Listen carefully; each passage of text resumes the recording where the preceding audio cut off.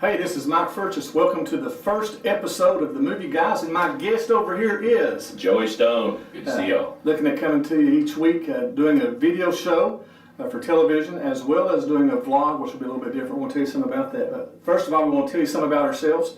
We're not going to actually be doing any movie reviews today, but we are going to be talking about movies and talking about ourselves and what our plans and goals are. Joey, tell us something about yourself and what you're looking forward to, what's going to be happening. Oh, well, I'll tell you what I'm looking forward to. I'm looking forward to seeing a lot of movies and talking about them and getting people out to see them. You know, even if we say we don't like them, I still want somebody to see it. I want feedback. I want someone to tell me why I'm a fool for not liking such movie. But I'm a military brat, former firefighter, just kind of grew up around Georgia, New Mexico, moved to Kansas about 18 years ago. Been an electrician ever since, and got 7 awesome grandkids, 3 good kids. You don't look old enough to have 7 grandkids. Well, there's a little secret there, but I'm not going to go into that right now. So, you talk about seeing movies that people maybe sometimes disagree with. I got one that's going out right now as we film this, The Shape of Water. I got some friends who hated that movie and I loved it, but down the road we'll probably be doing a review about The Shape of Water. But that's how it works sometimes. Sometimes people love what you do and sometimes they kind of hate it. Right. Well, hey, it's like The Goonies. I know people that absolutely hate it and can't stand it. I know people that have to see it once a month or they go nuts. Yeah. What is it that got you interested in the movies, you think? You know, I see the review shows, I see people doing them, I read reviews and everything, and I don't really think that I've got anything different to offer, but maybe I do, you know, because like you said, some of the things that they say they don't like, I do dig.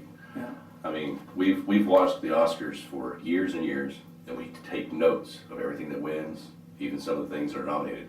And half the time when I watch the winners, I can't stand the movie. Yeah. I don't know if it's something here or here. I don't know if you're like me, but sometimes I find out that the movies that I see, it depends on the day and the time I see it. I may see something one time and hate it, but then for whatever reason see it sometime later and enjoy it. And it's kind of hard to say this movie's great or this movie's not great. And I think one thing that you'll find out, at least with this show, we will never, at least I hope that we never demean or devalue people because they like something that we don't. I fully expect that we have movement. What we hope to see happen is that Joey's going to see something that he loves that I hated. And so we'll see that conflict that comes about like you saw on great shows like Siskel and Ebert, some of the other great review shows. And I think we know how to have a discussion. Yeah. You know, I'm not going to jump up and leave. Well, and that's something that people can learn from in society because it doesn't seem that type of attitude exists anymore at all. Oh no, and you know we just start calling each other names and. We may do that in the vlog, but not for the TV show. Some about myself. Let's see here.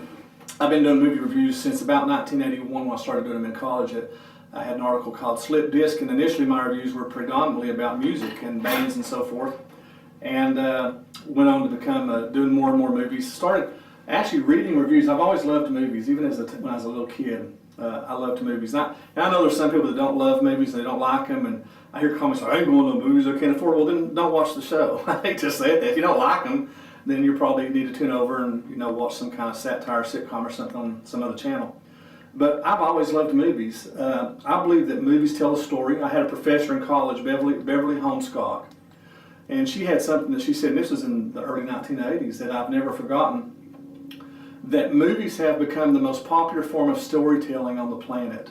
More people go to movies now than they do read, and it's become a very popular form of storytelling. So I think movies have a lot to say, and I think that sometimes, depending on where we are at as individuals, we may see something very positive that impacts us tremendously. For me, The Prince of Tides, that movie, I hate Barbra Streisand as an actress. I've never really cared much for her as a singer. I don't like her politics at all. But I was watching a baseball game and there was a rain out, and so I'd heard about this movie with Nick Nolte that I loved, written by Pat Conroy, who I loved, filmed in South Carolina, where I loved. So I watched this movie, and the character of Nick Nolte's character in that changed my life. So movies can have an impact. So I've been doing reviews, started writing about 1986, 1987, actually 1997, 1996, for a publication that was, it's actually a website called Hollywood Jesus that was among the top 6 movie review sites in the world, and among one of the top 1,000 review sites. And we were written about in GQ magazine, Nightline TV show. Ted Koppel did a feature on us, and those reviews they went all over the world. But it started writing some things I'm kind of proud of in my reviews. What's his name? Steven Spielberg included a quote from me on one of his websites from the movie AI.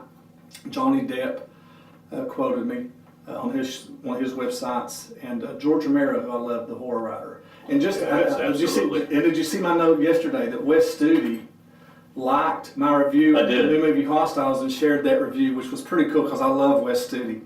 So I've been doing reviews for a long time.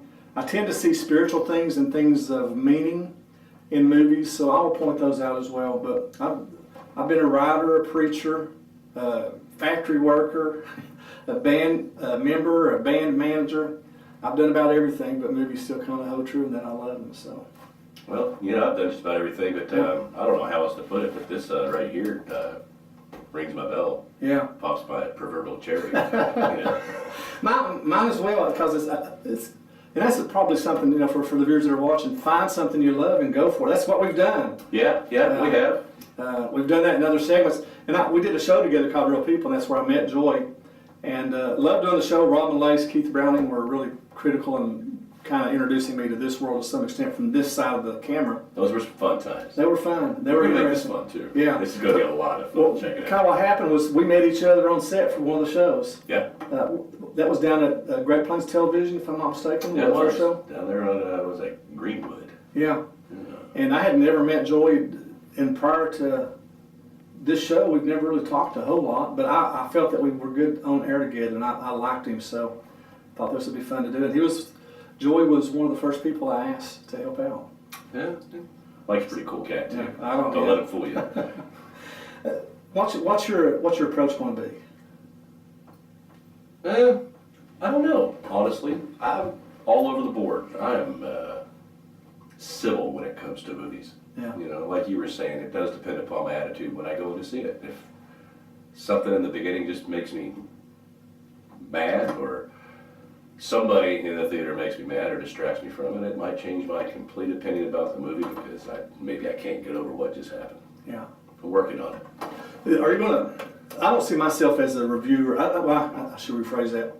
I don't see myself as a film critic. You often hear the terms critic and reviewer interchanged, and I don't think those are the same things at all, in my opinion. I think this is going to be more reviews. I don't know enough about making movies or being in them to even critique anything anybody does. I can sure review it and give you my opinion. Yeah. And I'm the same way. There may be some of those types of things as far as lighting and sound that I'll address and talk about, but dark movies. I like dark movies as far as the thought and the material, but I don't like it when a movie is so dark you almost want to pull your flashlight out so you can see what's going on. Yeah. Thankfully now we have some technology in today's world where we can see some better qualities in some of the movies. One of my buddies, Leif Yonker, who was originally going to be one of the people on the show, he was going to be one of the guests originally. But Leif does a horror festival in Wichita each year, the October Horror Fest. Yes. And that was picked up nationally this year, and they did a 4K resolution, frame-by-frame resolution of The Night of the Living Dead. And I have seen that movie probably more than any movie ever. I can't think of any movie that I've seen more than that movie.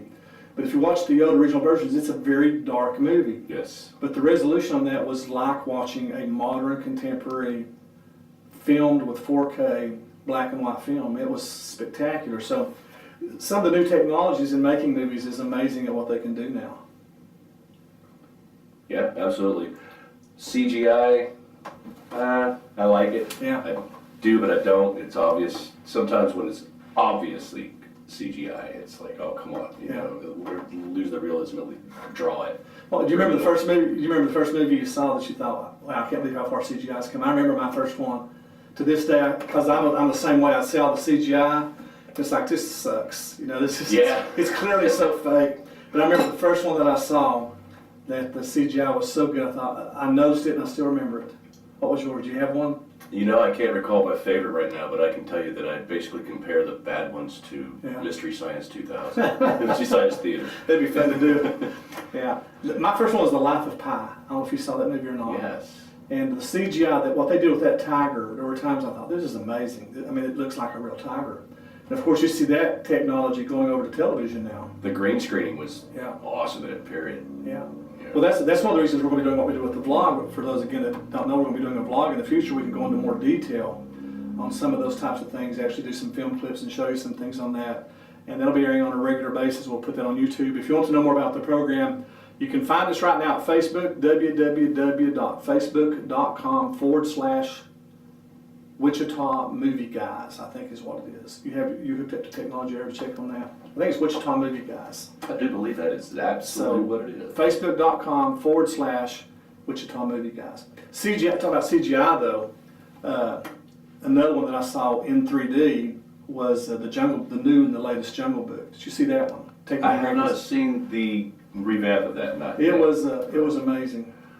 I mean, the what they do with the characters in there, they look like real bears, real lions. Again, most of that's filmed on set, so they're not really in a jungle, but again, amazing technology. So what we're seeing take place.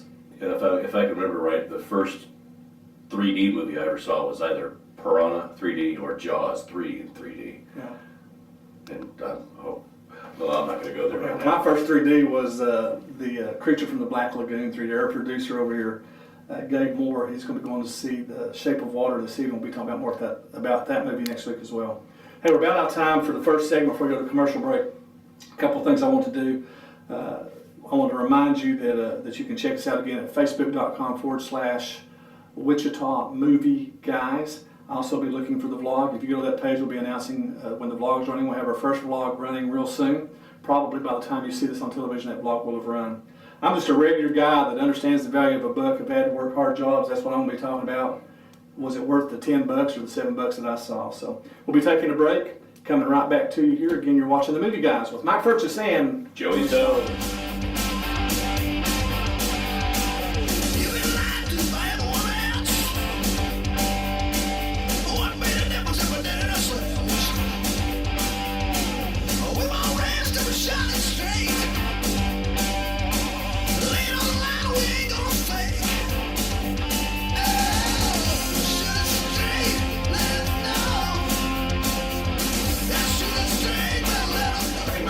And Joey Stone back with you with The Movie Guys. This segment we're going to be talking about pet peeves, but before we do that, we've got a couple of cinnamon rolls that was provided to us by the Magic Whisk here in Wichita. You can find them at Facebook. Again, that's the Magic Whisk. Emily Schuyler runs that. And cookies, cakes, it's pretty. I got my birthday cake from there this year. It was amazing, absolutely amazing. So check them out, the Magic Whisk here in Wichita. This segment, though, we're going to be talking about pet peeves. Seems like we've done this before, don't it? I'll bet we have. Yeah. I bet we'll talk about it a lot more. Yeah. I think I've heard you say before, that's something we could probably do 2 shows on. At least. Your pet peeves, what's one of them? We'll take turns this time. We'll get that settled down. All right. What's one of your pet peeves? Well, there's always that guy in the movie. Whether it's a horror flick or a hero movie or something, there's that one thing that's coming up, and he always has to be the one to tell everybody, "Hey, check this! Look, check this out! Watch! They're gonna jump out from around the corner." Man, if you've already seen the movie, I mean, come on, man. The worst spoiler is the one when somebody I hate it. trips you up. We have to watch our language, and we can go into detail. As I said before, I think that the English language is too limited to not use the words that best fit the situation. And there are definitely words that have very many different meanings. And some inflection. And some of them we cannot use on network television. No, we're a smaller operation. We don't have enough to take care of the FCC. So in the vlogs, though, we'll probably be a little bit more expressive. You might be able to say a little more free. I hate it too. I hate it when people shut your mouth. If you're there, if someone is with you in a room and you're watching a movie and you're with someone that has not seen the movie, shut your mouth. Yeah, please. It's horrible. I'm going to give a spoiler because if you don't know it by now, it's years and years and years ago. I remember one time sitting down and eating a meal when the movie was still in the theaters. It had only been in the theater for a week. And someone comes up and said, "Did you see The Sixth Sense?" I said, "No, man, I'm planning to see it." And I said, "Oh, it's great till you find out the dude's dead." Yeah. Oh, God. And I hate it too. In my house, when I'm watching a TV show, I tell people, "Shut up. I don't want to know. Shut up." Well, sometimes when I go to the movies, I see dumb people. One of mine, another pet peeve, that's one of mine as well, Joey. One of mine is people that arrive at the movie theater late. Oh, yeah. To me, the movie starts when the credits start. The commercials, I don't care. But when the credits start, there are people that would go to movies to see the release of credits, believe it or not, certain trailers, not credits, but the trailers. Absolutely. It's become a big deal in Americana and cinema that for certain movies like Spider-Man or Thor or whatever, Star Wars is one of them that's for sure big. There's people that would go just to see the trailer. And for me, that's when the movie-going experience starts. If you cannot be in your seat in time to see the start of the trailers, man, give me a break. Get there on time. The other thing that happens with that, though, is that sometimes even after the movie started, you get people coming into a dark theater 5 minutes after it started, trying to find a seat, sometimes asking you to move down. Can you move down so we can both sit there? And then they grab their cell phone. Yeah. Turn the light on. Yeah. Oh, man. We'll talk about cell phones even beyond that a little bit later. Yeah, that's definitely going to be one for the vlog. Yeah. I got some choice spots on that. Arrive at the theater on time prior to the credits. It's not that big of a deal, and I wanted to be expressive there, but I'm holding my tongue. It's not that big of a deal to get there on time for a movie. I like to get there a minimum of 30 minutes before the start of the show. Because there's a theater here in town that starts serving meals. You can actually order food at your seat in the theater 30 minutes prior to the start of the movie, and they're usually really good meals. It's really nice to do that. Get that 32 ounce weekly special for $9.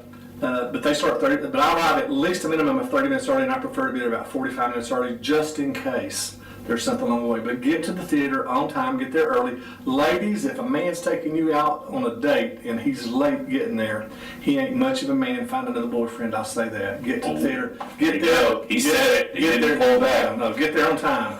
Another one for you. Well, kids, little ones.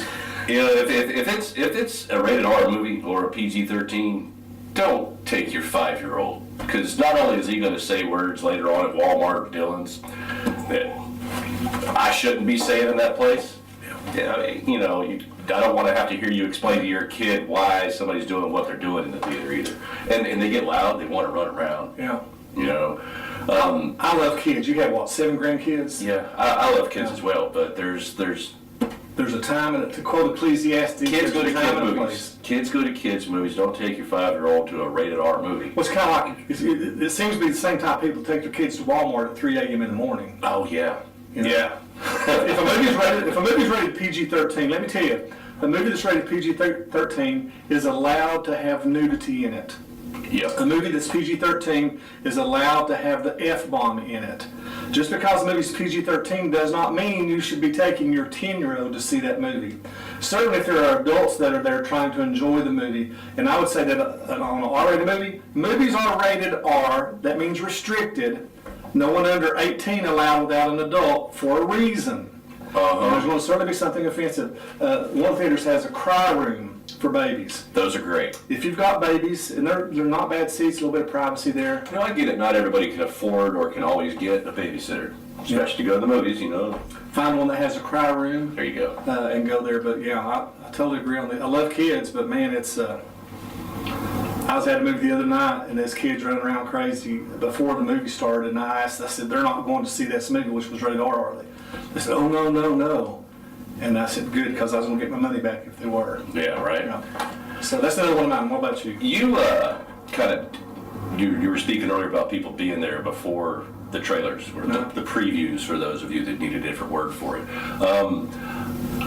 I have a pet peeve about movie companies that make a trailer that shows you just about every bit of the funny or the great stuff that's going to be in that movie in the trailer. So then you spend your $10 to see the movie, and you're just watching an extended trailer. I've already seen everything that's going to be funny. And I love Jim Carrey, but a lot of Jim Carrey movies were that way. You see all the craziness and everything else, and then you go to see the movie, and it's like, well... What's that? Yeah. I totally get it. I've seen the same type of thing. I went to a workshop once that was led by an Academy Award-winning editor who also made trailers. That's where he made more money in making trailers than he did in the editing process. And there is a skill and a trait that people need to understand, that trailers are not always what the movie's about. Nope. You're exactly right. Sometimes they include the things that are in the movie that you don't want to see. Well, it's a teaser. It's a teaser. It's meant to make you want to go see that movie in 3, 6, 9 months. Yeah. You know. Last one. I'm assuming we got time for one more here. What's another one for you? Really loud rappers. Yeah. Now, I'm not talking about music. I'm talking about people opening up a candy. You know what? You know you're going to eat that candy during the movie. Yeah. Get in there in your seat early enough. Open it up. Have it set in there. You know, when you take a bite, take a bite. Especially, don't shake your milk duds. Yeah, I'm gonna do my biggest one, and I don't have a lot of time. It's probably a good thing. I will definitely talk more about this on the blog. Cell phones. If you turn on your cell phone when I'm watching a movie, I will tell you audibly and loudly to turn it off. Your need to be distracted and stay on your cell phone does not justify my having to pay to get in to see a movie theater. Keep your stinking cell phones turned off. If you need to text or something of that nature, leave the theater. Bye. Yeah. That's it for the movie, guys. Thank you for tuning in. We'll be back with more next week. Yeah, we will. Be talking about some reviews and then go from there. And also make sure again to check out that blog. More information on that can be found at The Movie Guys, facebook.com/The Movie Guys. I'm Mike Furchess. I'm Joey Stone. We'll see you next week. Have a great time at the movies.